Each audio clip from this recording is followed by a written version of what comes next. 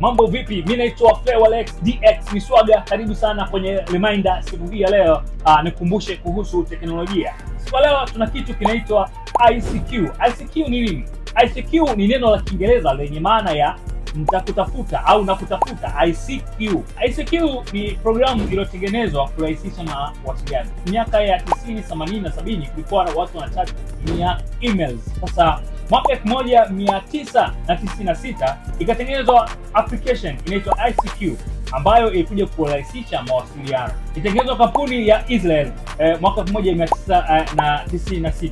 ICQ ilikuja kuleta mapinduzi kwa sababu kabla ya hapo watu walikuwa kuchat online. ICQ ilirahisisha kuchat na mtu papo papo, ilirahisisha kutuma picha au documents. ICQ kuna vitu vingi nilivipenda. Ilikuwa pop yake ya sound ya ICQ ambayo ilikuwa na pop vizuri sana kama hivi. Msikia hii. Pia tena hii inavyo sound. Umesikia ilivyo sound? Sasa ICQ ilikuwa ina uwezo kama nilivyokuambia wa kutuma document, na ilikuwa inatumika kwenye kompyuta, sio kwenye simu, ni kwenye kompyuta. Ilikuja kuleta mapinduzi ya kuchat papo kwa papo.